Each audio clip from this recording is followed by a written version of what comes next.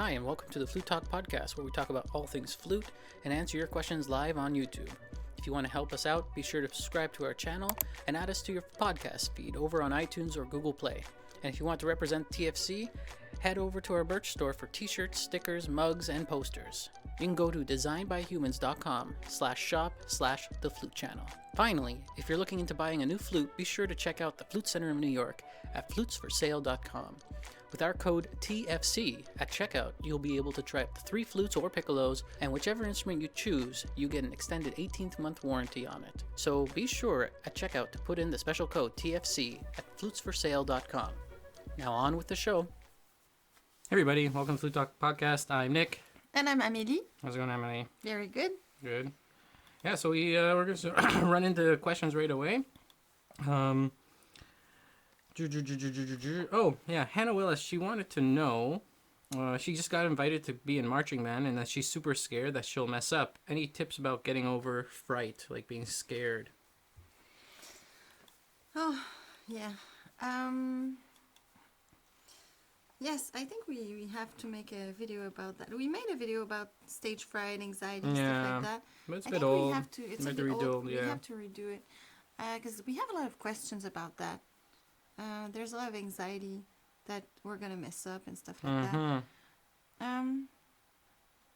Okay, there's a lot to say about that. Maybe first thing is it's normal to mess up sometimes. We shouldn't make such a big deal out of it because we're humans and we make mistakes. But when you make a mistake while performing, it's about continuing, not stopping, you know. Pros don't highlight their mistakes. They just go on and move on. And what's past is past. Don't, oh, God, I made that mistake. You know, don't ruminate. Do you say ruminate? No. Don't, just keep that thought in a circle in your head. It's over, you know. Now think of the next notes you're going to play, you know. But when you're preparing, it's also about preparation. Make sure you're able to play those things before performance.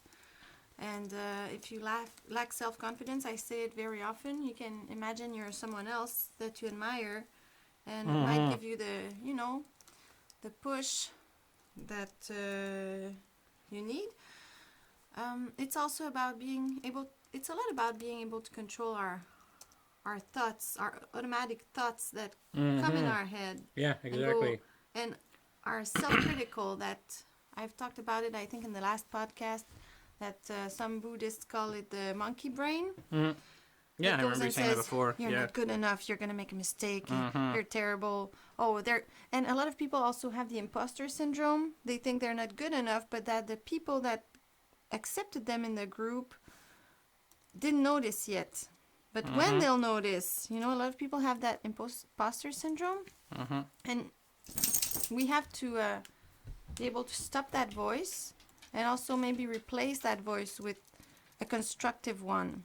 So maybe have some phrases, some sentences, some little things that are prepared that you're going to tell yourself, because you can't have both voices at once, you know. So if you say to yourself, I'm calm, I'm good, I can do this, positive things. Yeah, positive and also things. Don't say things in a negative way. What I mean by that is don't be nervous, because your subconscious hears nervous, and then you use the words that you really want. You want to be calm, say be calm. Yeah, you know? Exactly. Even works with kids, you know. Don't this, don't that. It's better to say what you want, you know. Totally. And you have to kind of parent yourself and train your brain. But yeah, I hope this helps.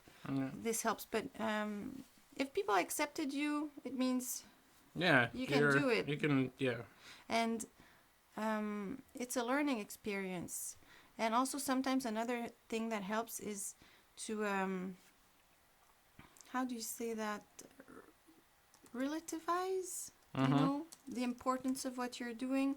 It's really important to you right now, but maybe take a step back and look at what it is, how important it is in your city, and then state and the country and the world, and then it's, you're not, no one's gonna die if you make a mistake. You're not a that's true. surgeon. You're not, just, Mm-hmm. and it's playing music. Totally. Like, we're supposed to have fun. Yeah. Marching band tends to be a lot of fun, and there's, especially in that type of context, there's so much noise.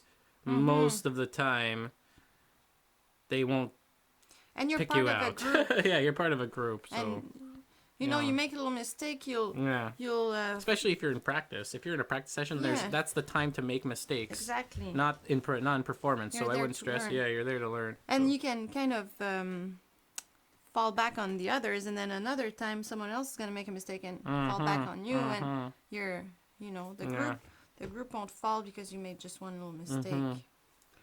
So hopefully that answered your question.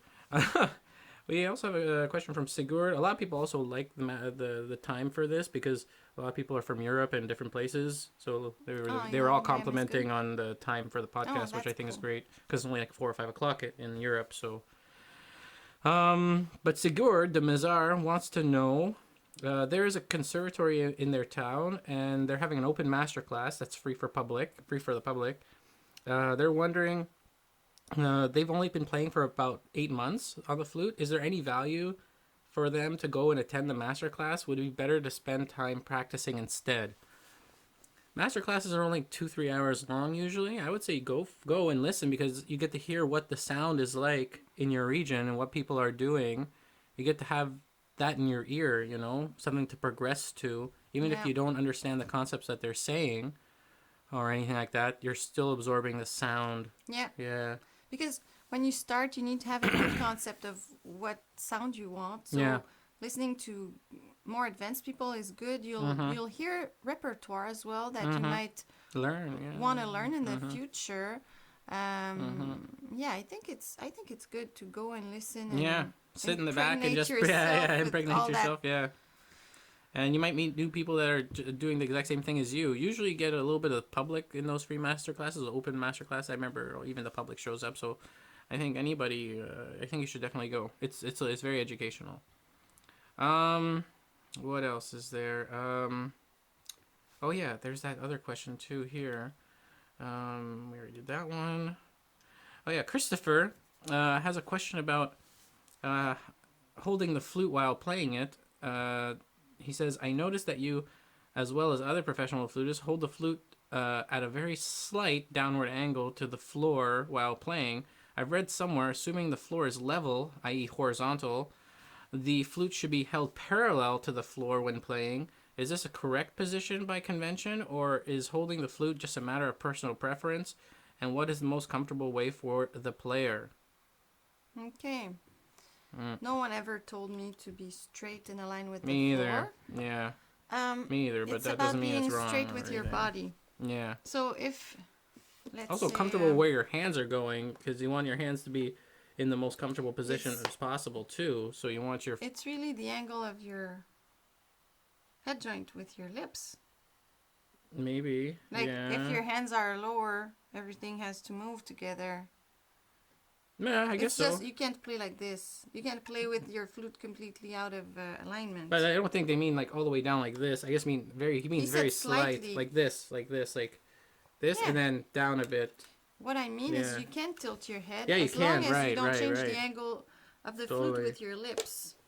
Yeah. And I wouldn't stress so hard on. Me either. Because imagine if I was thinking about keep your flute in line with the floor. Keep your flute. It would use so much of my mental energy. Yeah. I don't think I would be able to play.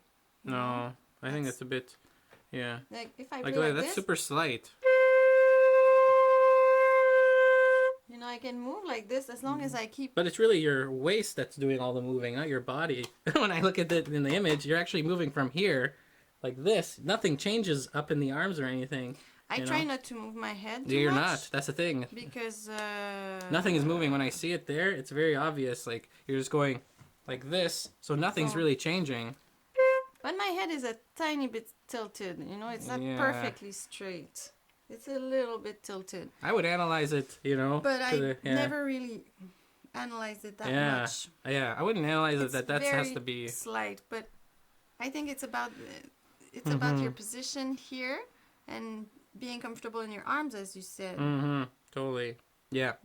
Be comfortable those where would be the because two going like this or like this, criterias, you know. it's whatever. Yeah, it's about comfort because when you're at your most comfortable, you can be more efficient at your playing, I think.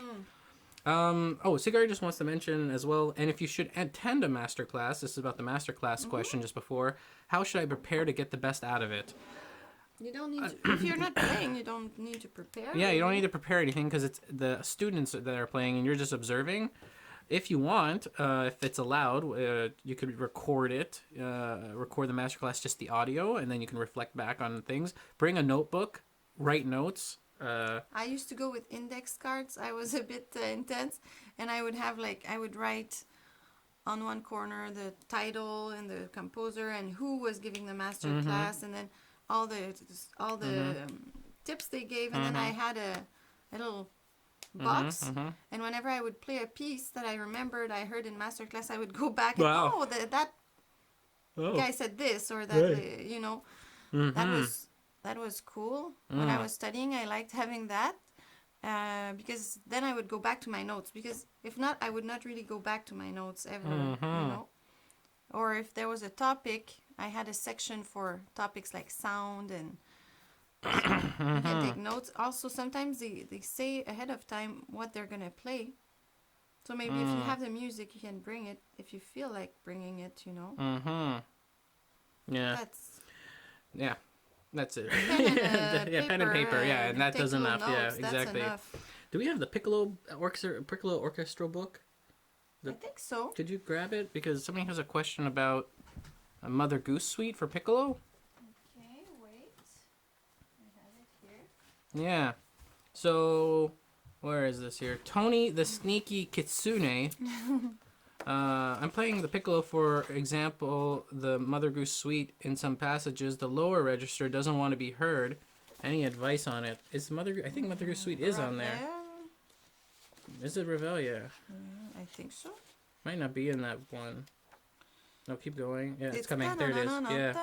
Yeah, that thing. Yeah, and the low. That's all that low stuff. Yeah, that's all that low stuff there. But is that in movement flute, too? And that's the piccolo. Am I wrong? No, that's all piccolo. Flute, yeah, petit flute. Yeah. Is that in the second? That must be in the second movement. Because I used to. I learned this one. Yeah,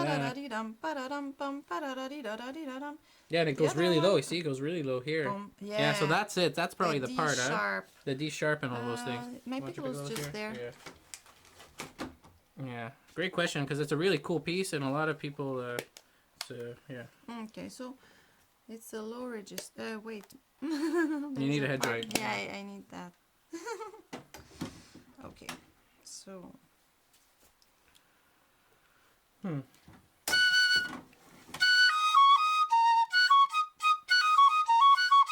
I can't see my music. Here. Oh, thanks.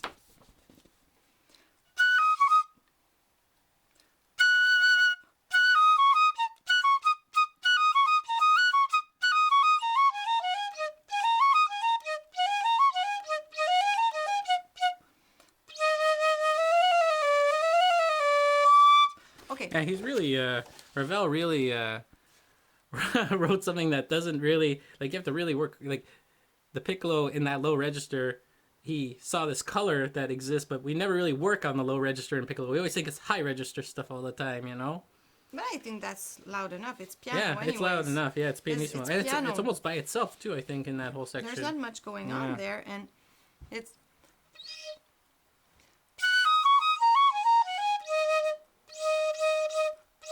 Maybe don't try to do that staccato too short, because you won't even have time to make it So not come doing out, it too you short. know? Gotcha. Yeah. Maybe not too short, that staccato. Just separated from the next note, but not extra short. Also, make it like open the back of your mouth and really blow warm air. It's like, you know. Yeah, that is the one. That's the exact part. Like, like Darth Vader, you know. Yeah. It's really open in the back, and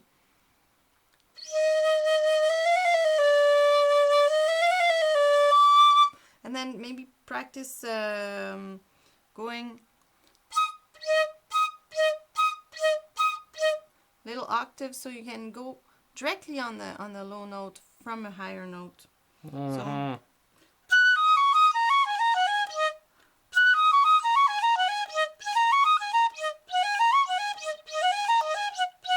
And also, it's not about pushing in the low register. It's about letting it resonate.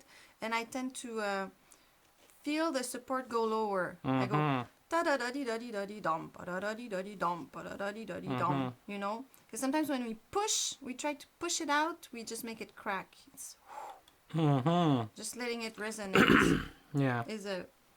Is gonna make it easier. So hopefully that helps. Yeah. Should try it and try it and let us know. So yeah. Matthew Petit or Petit. Maybe. Yeah, but 2 T's in the middle and then a T at the end. And anyways, I'm a new flute player and I'm able to produce a very decent tone. I'm concerned with the amount of air that I hear around the head joint. How much should I hear? I play on a Gemeinhardt 2SP. Also, this may be related. I was an opera performance major in college and find it that my tone dramatically improves when I think about allowing vibrato. Should I be concerned about this? No, I don't think so. I don't think so either. Doesn't make the flute sound better. I think so. It adds it depends where you put it, like where it comes from. Yeah. But it's not on. You don't do it on every note, I think. Because it helps you feel more expressive, then it makes you feel a bit more relaxed because you can express yourself, and then everything comes out better, I guess. And being concerned about the amount of air that you hear around the head joint, well, air around the head joint. So like air in the sound, I guess, because there's only two places that the sound comes out of, and they both are, I can't quantify it that much, but a lot of sound comes right directly out of your head joint when you blow into it. Also, the sound of the flute comes out of that as well, and on the end of it as well. So maybe you're hearing... I don't know. He says there's air in his sound. Yeah, there's air in his sound. And he would like his sound to be less airy. Airy, yeah. We have a good video about that. Yeah. How to... Get rid of the air in your sound, yeah. Exactly. But yeah, it's just like your basic premises in that video. First, it's about focusing, the airstream in a V shape inwards, not outwards. So the air goes in one spot on the embouchure plate. Yeah. That helps. Then I think there are several good spots inside where you can blow, but starting inside, then moving around, I guess. Yeah, but what I mean is not necessarily there's only one spot. But I mean, you have to be able to send it in the spot you chose. You know? Yeah, direct. It's like almost like a shooting range. You want to shoot it exactly at the target you want to get to inside the head joint. Well, it's not that precise, but it's still like you don't want it to go everywhere. But the thing is, you can feel it where you can. Yeah. That's the thing with the flute. You can feel where the air is going to. You can feel it with the back plate. Lose less air, and then it's going to be less airy. Because if it's, exactly. You get air, because there's going to be air outside of your flute. For sure, because that's what the flute does. That's how it's made. There's always going to be there's always loss of energy. Like we're never using all of our energy. No. We're losing not a lot, but we're losing a bunch. Yeah. Yeah. So there's that. Yeah. But in that video, I talk about singing in your flute. I talk about harmonics. Yep, harmonics and singing in the flute too. I think. Yeah, I get a lot of comments from very efficient. So I'll just demonstrate it quickly. Yeah, a lot of teachers have been saying like they take that tip.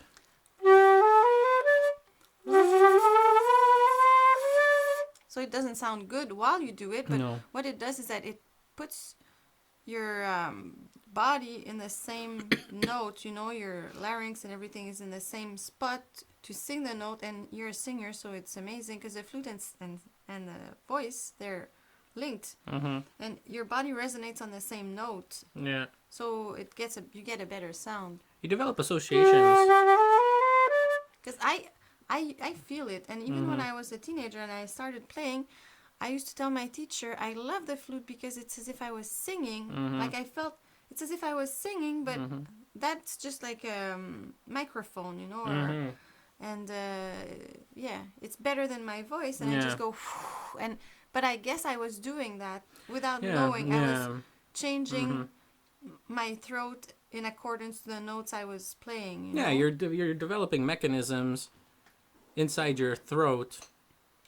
Mechanisms, I would say muscles and all those things, because that you're making that bridge between the flute and that, because when you sing, your body automatically does it.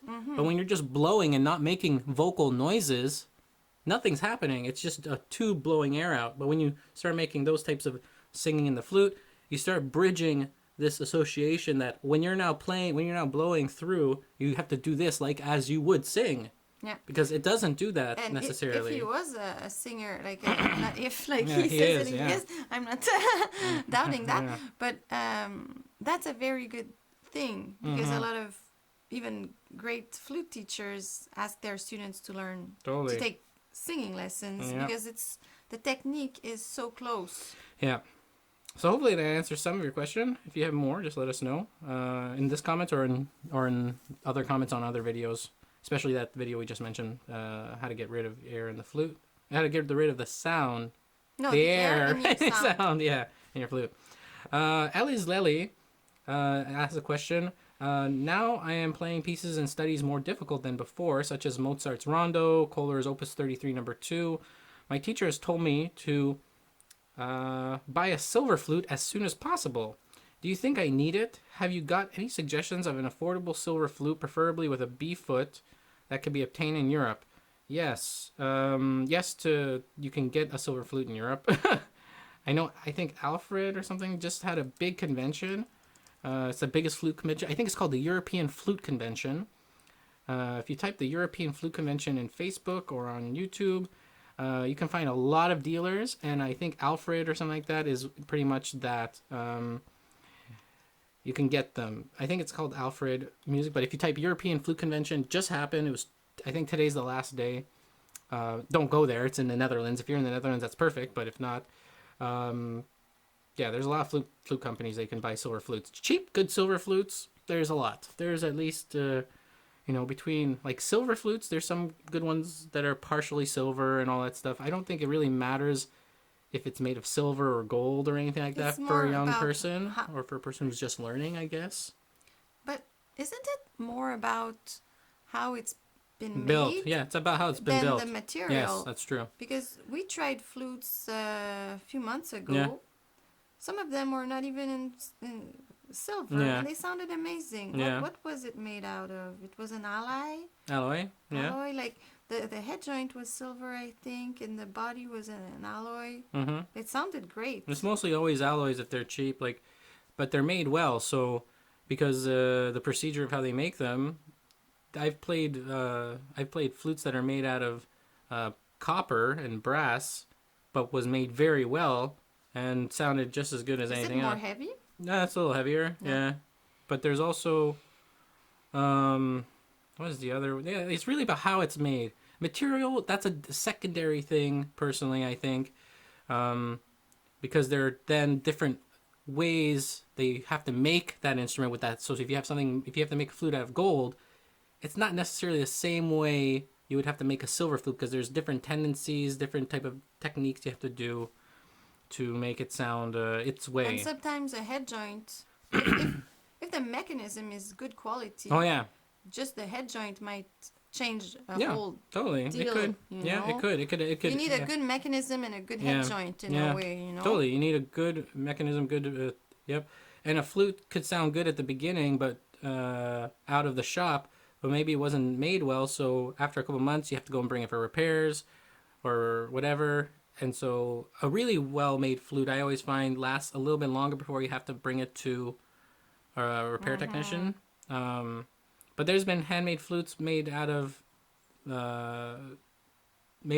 nickel silver, and I'm sure you can even find used flutes for a good price that are in good condition. But with used flutes, I would always encourage to try them before you buy them, or any flute, doesn't matter. Yeah. So, in terms of silver flutes, like your teacher saying you have to have one in order to play this piece, that's a bit.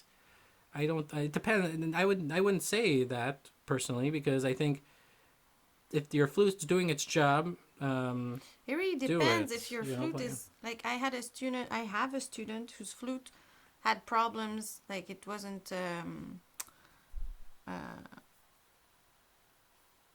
I'm looking for my word here. Can you help me, please? I'm making signs. It wasn't mechanism. Wasn't the keys weren't aligned? Yes, but also there were air leaks and Yeah, stuff like that. leaks. Oh, okay, yeah. So she was working Sure. very hard Mm-hmm. for very bad results, and she changed her flute, and her sound's better. Everything's better. Mm-hmm. It did help a lot. It depends if Yeah, I would bring your flute in. Personally, I would bring your flute in for adjustment, like to fix all the leaks and everything. First, see how it sounds, play through stuff.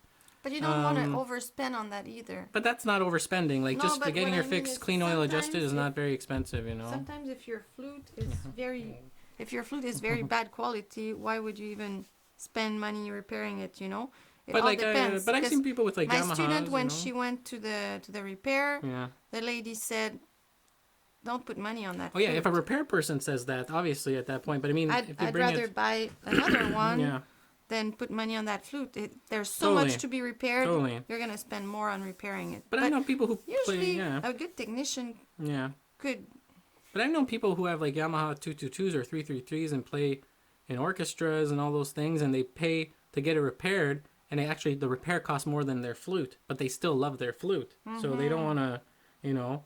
And in fact, the more expensive a flute is, the more the repairs cost, Yeah. you know. So it's quite. Yeah, and Yeah. we did a blind test of flutes at Yeah. different prices, and Exactly. really what I got from it is if your flute has a good mechanism and Yep. All about it's mechanism. really blocking well. Mm-hmm. What's And the mechanism is to your feel, to your way that you usually normally play is because exactly. like you like your mechanism a little bit more Yeah, totally. tough, you know, Tough, and I yeah. like it more soft. and Yeah. it's all a question. It's all a question of taste. So, yeah, I would And a definitely good check. technician Yeah, can adjust that for you as Yeah, well. Because Can exactly. you make it a little bit more soft, or can you make it a little bit more bouncy? exactly. So I would, if you have to get one, I would say Yamaha Dizao. You know, PAL makes a Sonari brand. The next flute that you would buy would probably be the flute that you're gonna probably have forever, unless you're going to the most professional level. Like, you know, then There's maybe a lot of good intermediate. there's a lot of good flutes. intermediate flutes. Yeah. We have a lot of. You can check the playlist of our videos. We did a whole series with the New York Flute Center, or the Flute Center of New York, on a bunch of instruments, all of different ranges and prices. You can check the playlists on our playlist tab. So hopefully that answers your question.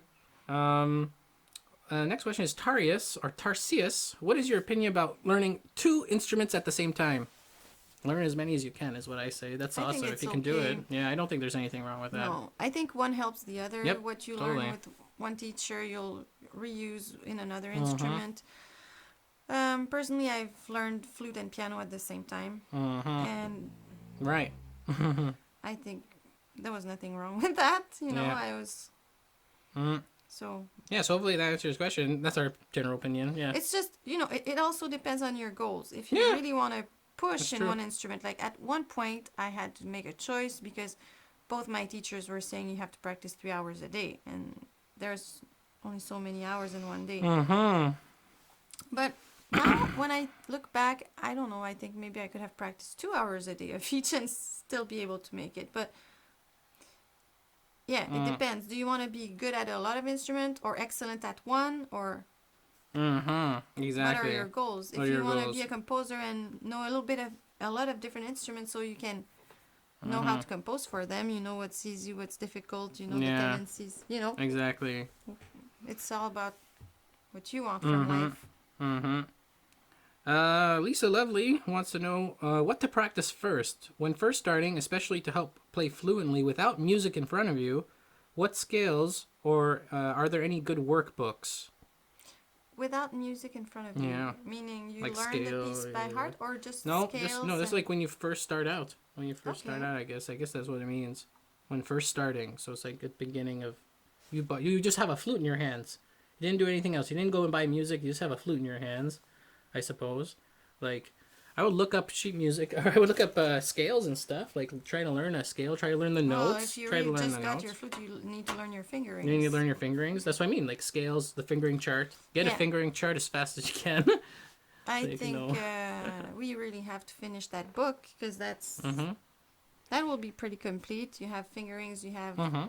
reading music, reading rhythms, notes, and Yeah. you have to start with a few notes and be able to go from one to the other. Because what's difficult is transitioning from one to the other. So you practice that, and then you get more notes, and you can start making patterns and scales and things like that. But I would encourage, learning your fingerings and learning how to go from one to the other. Right. Yeah. She also wants to know, can you play a low C so she can gauge how loud it can be? She thinks it's a silly question, but it's not a silly question.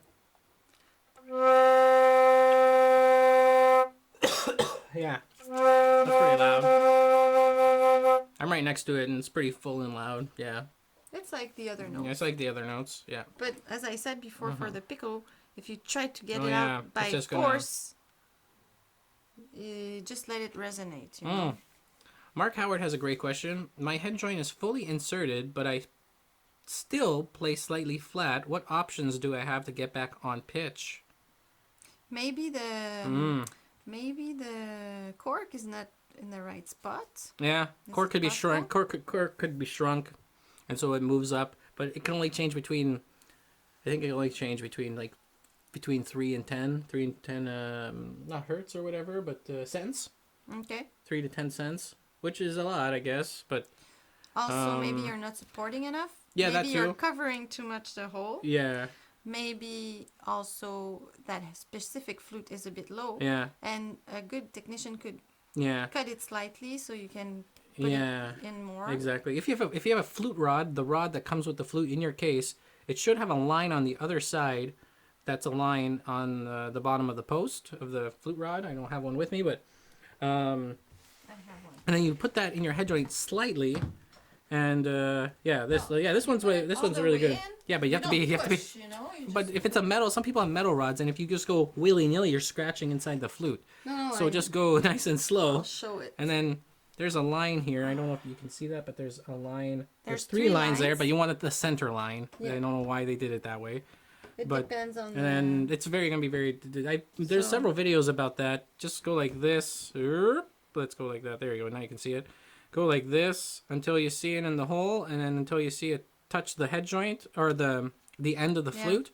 Then you look up and you see whether or not that center line, the one that's in the middle, or if there's only one line, make sure it's in the center of the lip plate, in the center of the hole of the lip plate. If it's centered, then that's good. If it's not, you should get it checked, or just if it's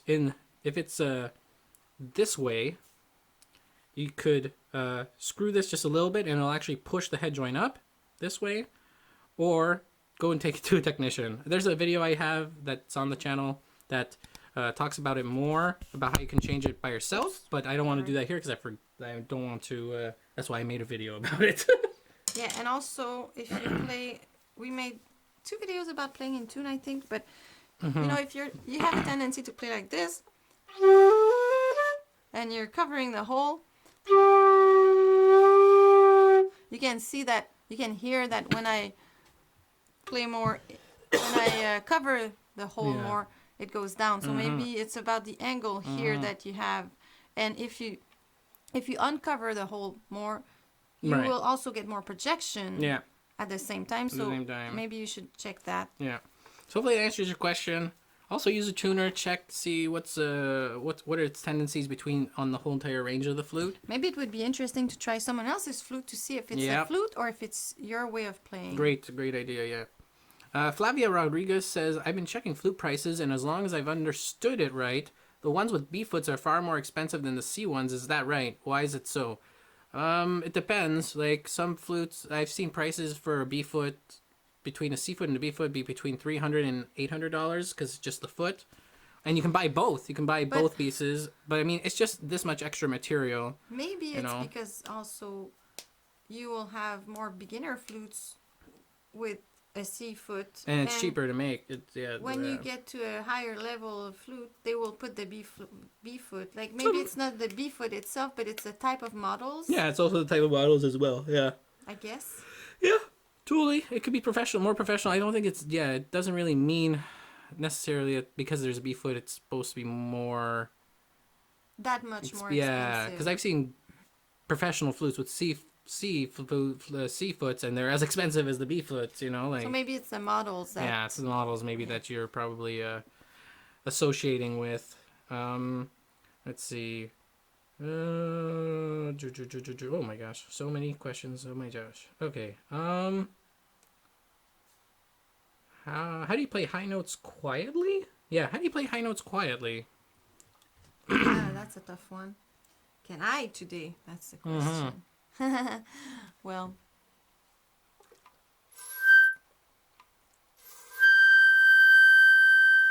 to play quietly, you have to put less air. But then if you put less air, you also have to reduce the hole, like make the hole smaller with your lips. And you also want to project, and there's also the problem of projection too. Maybe that's I tend to visualize that when I want to play very softly in the high register, I visualize as if the air was not coming out, but going in and coming out from my head. Okay, I know it's not how it's being done, but that's how I visualize it. So.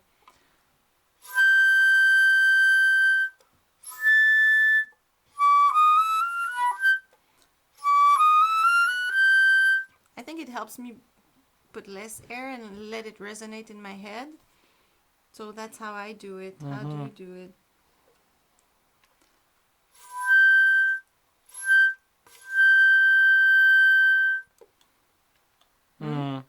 Yeah, pretty much like that. Yeah. Yeah. So small, very little air, and you always have to support the air though. Like don't think, because if you don't support, it's gonna not come out or crack, or it's all about the support, but you don't need that much air. You just need a lot of support and airspeed. You need to keep the airspeed, but with very little air. So I guess that's the difficulty in it. Because it's easy maybe to push a lot of air fast, but push a little bit of air fast might be more difficult. Because that's why I visualize it going up. I don't know. It's like goes out of my head. That's very interesting. Yeah, it's true. Yeah, hopefully that answers your question. Why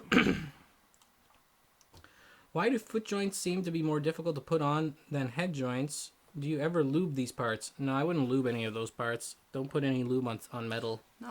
Don't do that. Not good. It's very bad. Bring it to a technician. They'll make it fit. But they have tools for that. Sometimes, if it's very difficult, but sometimes you can just take your little cloth to clean your flute. Yeah, there could be some stuff on it. I used to have a flute and I would just rub it a little bit. A little bit of tarnish, both of them, and then it would slide perfectly fine. A lot of people have used plumber's tape and stuff like that, but I would just say try to take it to a technician if they're able to stretch the metal enough, because metal has a certain tolerance. You can't do it. You can't stretch it too much, or it's gonna be too thin and it'll snap, or a break. I mean, I used to just use a tarnish cloth, and if there's tarnish, if there's black stuff on it, you can clean that easily. But it gets to the point that sometimes it just starts not fitting, so you should take it to a technician, and they have the tools for it, and it's very small fix, very small. Doesn't cost a lot. I'm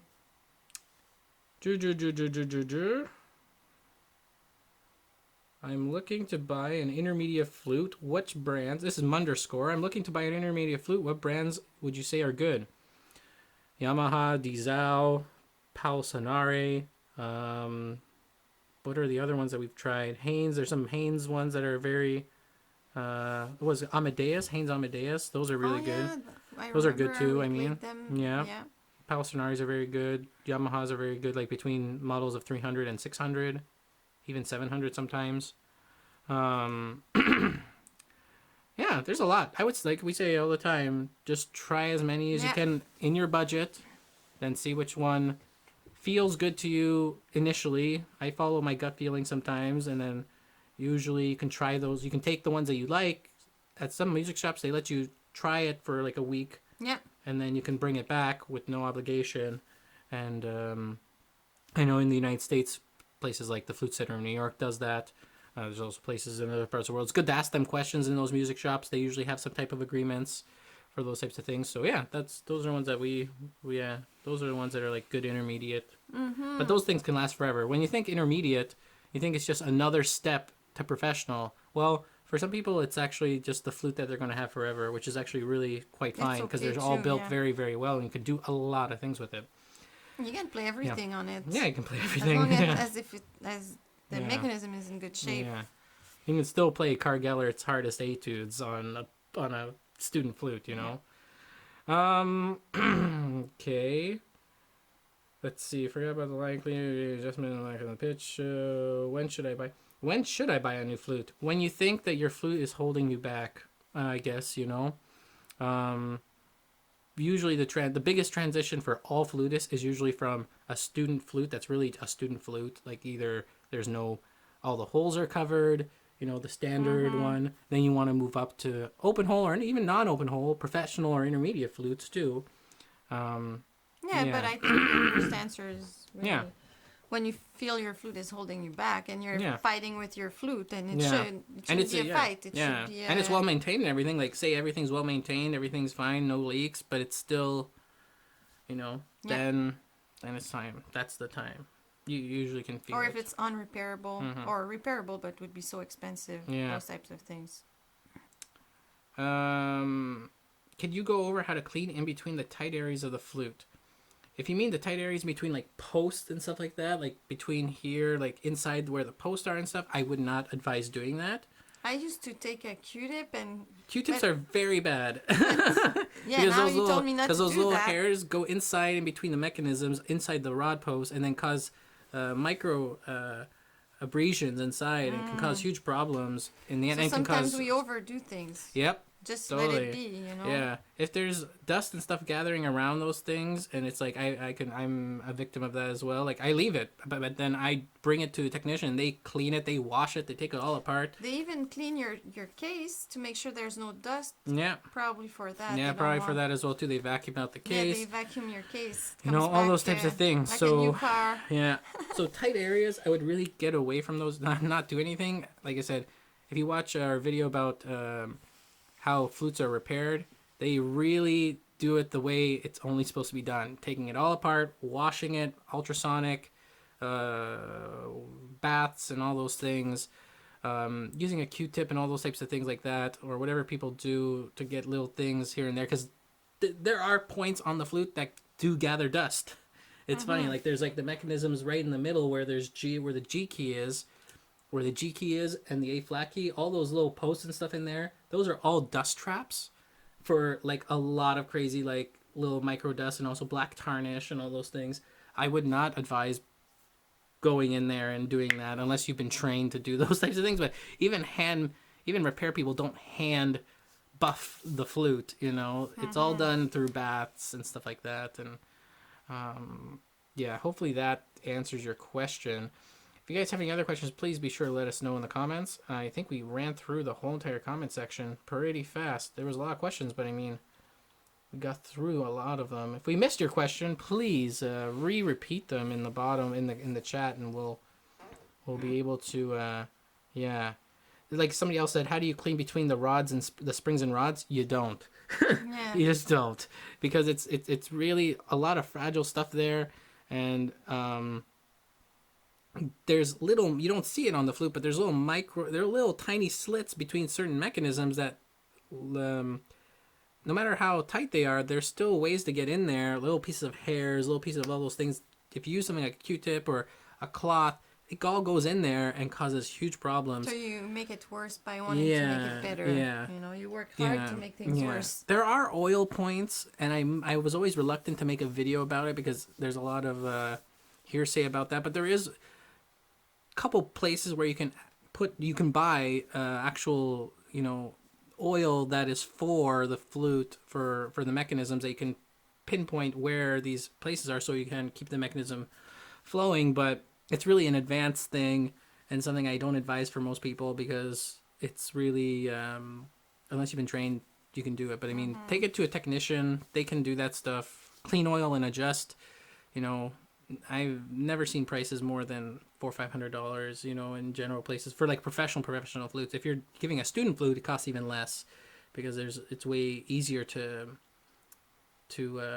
put back into playability, because the more advanced the flute is, the more finicky it is, the more professional model of flute is. It's actually very, very, they're dealing Complex with, it's complex, and they deal with even more precise measurements than, let's say. So it takes more time. Oh, yeah, and then it takes a lot more time. For... Yeah, so it's really quite something. Like when you take a car that's, yeah, you know, more special, and then they don't have the parts at the garage, and everything's more expensive. Yeah, exactly. If you don't know about what to do on a flute, bring it to a technician. They'll be happy to just say things to you. They talk to you. They do free estimates. Sometimes you're gonna save money by doing it yourself, but if you make, you might also spend a lot repairing your mistakes in the end. So it's better to. Some people ask about jewelry cleaner and spritz it. Like I said, I wouldn't spritz the flute. I know in high school and in band, we used to have the pink spray that would disinfect things and stuff like that. Like, I wouldn't spray anything on the flute. Any liquid on the flute where the pads are is a big no-no, because then those pads will inflate or get damaged, and then can get sticky, and then the only thing I would say is sticky plate. Yeah, if you share a flute, on the plate, exactly. But not anywhere else. Yeah, no liquid at all near the flute. In fact, try to get liquid out as fast as possible in the flute. And also, don't drink anything sweet before you play. Yeah, don't drink orange juice. Don't drink any of those things. I knew a friend of mine that had literally a solo piano concert, flute and piano concert, and he drank a full glass of orange juice before the show, and all of his pads began to stick halfway through, and had to get a spare flute from one of the people in the hall. And then what happened to his flute? He had to get repaired because it was so sticky. Some of the pads ripped, so it was like, big no. Always try to rinse your mouth if you can too before you do it. But remember, it's in your body, and you're breathing out sticky molecules that are going into your thing. So you'd rather not have something, sweet or like those power drinks and all those types of things like that. I know that's really in right now. But at least rinse your mouth. Yeah, water. Yeah, rinse your mouth and with water. Don't rinse your mouth. Yeah, don't rinse your mouth with the acid. Because that's even worse for your pads.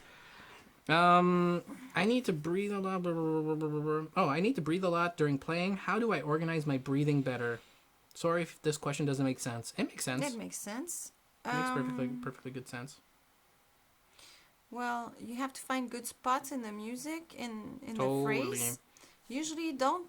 Well, it's usually, but sometimes in between bars, like where the bar line is a good spot, but most of the time it's not.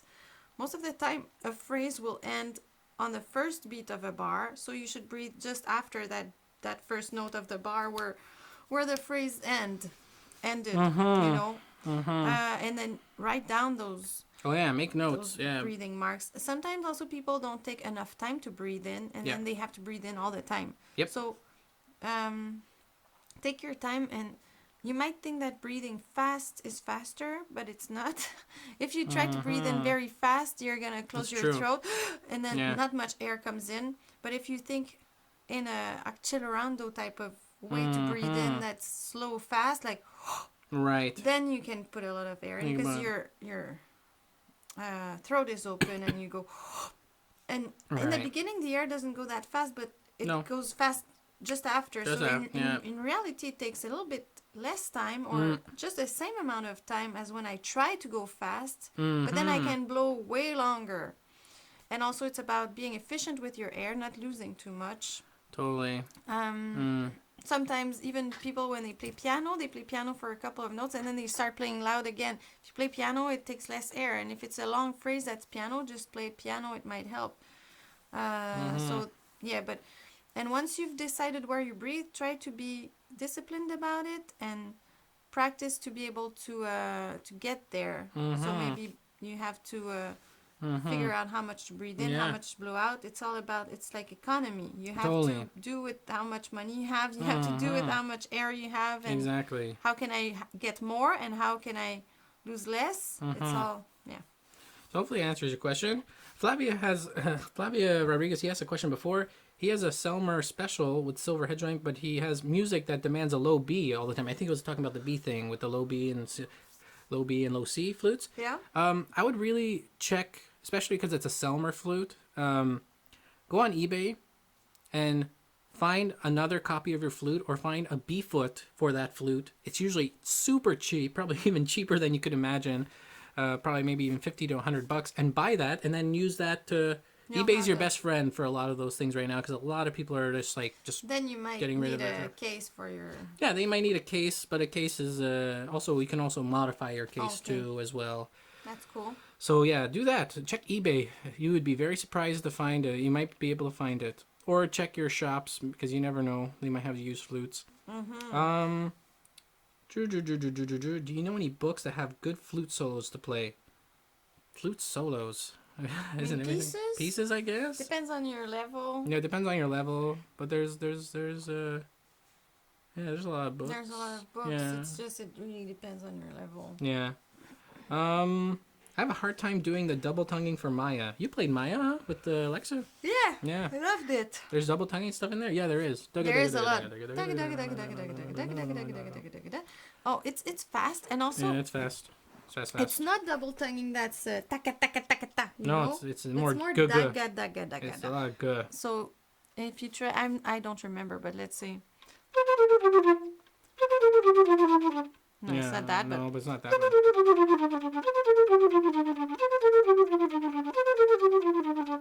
When you do, let's say I do taka, you'll hear.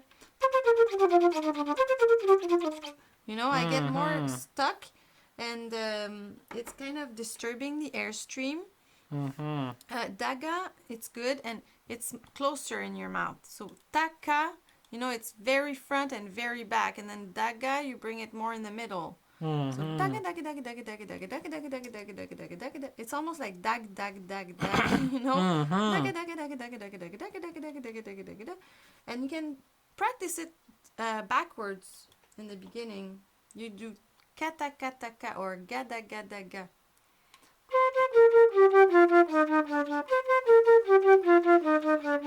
And then when you're used to playing it backwards, the kata kata, you go taka taka, and it's gonna be faster. And also you can practice your double tonguing anywhere. You can practice it like while you're doing the dishes or waiting for the bus. Taka taka taka taka taka taka taka taka taka taka taka taka taka taka taka taka, or just. I know it looks weird, so maybe you don't want to do it in front of people, but while you're doing things, you don't always need your flute, because that's just a tongue thing that you'll get used to. But then you have to make it fit with the fingers. Yeah, exactly. Practice it slowly, backwards, and then the normal way, and then increase. But sometimes go back to slowly, because slowness brings you control. Exactly. Yeah. If you only play fast, and sometimes your fingers or tongue or things are not together anymore, bring it back slowly. And then you'll get control over what you're doing again.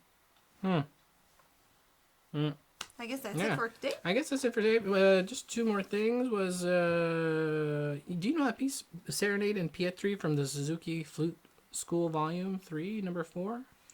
No. Serenade at Pietri? Is that Gounod? Is that Gould or Gounod or something? I don't know the piece. I don't know the piece either. There's probably, she says We there's should double check tonguing. it out. Yeah, we'll check it out for sure. There's double tonguing. Yeah, it's having a hard time. Like I said, practicing the. Yeah, we don't know what type of double tonguing it is. We have a video about double tonguing. Yeah, we do. We should look at it. It helps a little bit, and ask a question there, and then we can evolve more on it. Yeah, for sure.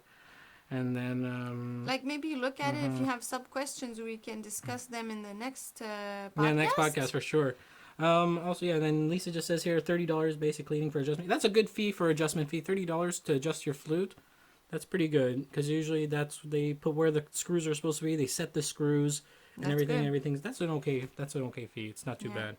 So hopefully that was hopefully that maybe we should tell people about the flute festival this summer. Maybe some people. Yeah, so we're gonna close everything up, but we also have the Montreal Flute Festival is going to be happening August 15th, 16th, and 17th in Montreal. We run it. We organize it.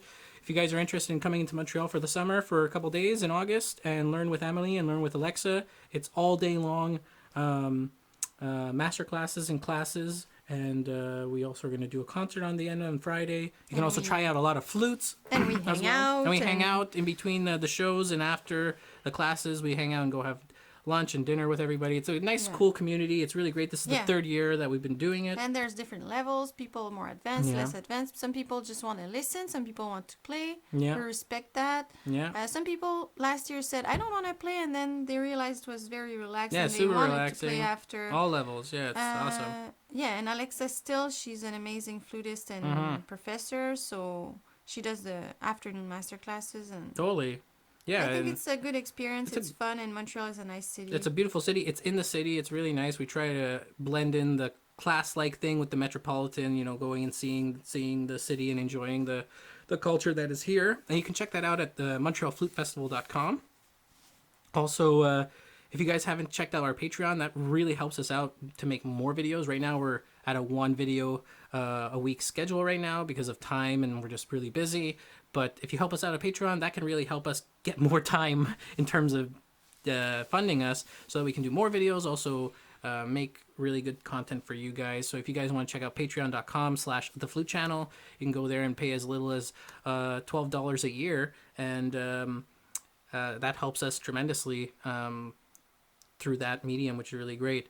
And then also there will be a meetup for me. Well, not a meetup, but I will be in New York Wednesday to Friday this week for Powell's 18 karat gold release of their flute. So if you're in the New York area, be sure to check out the community tab and on the YouTube page, and let me know if you're going to be around. I will try to maybe do a little quick late night, like evening meetup in Manhattan.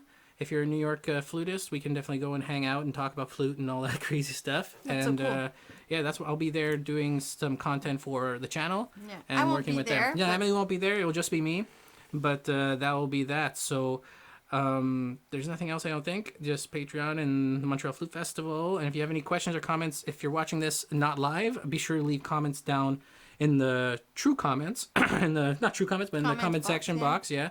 And be sure to like the video if you haven't liked it, if you're watching it live, or if you're not watching it live, be sure to hit the like button. And if you haven't subscribed yet, please hit subscribe. And also go and, if you are podcast fans, go and also subscribe to the podcast as well through iTunes or through Google Play. So yeah, thanks everybody. This was a great podcast. I hope to talk to you guys later. And this is Nick. And I'm Edie. And we will talk to you guys next time. See ya. Bye. See ya.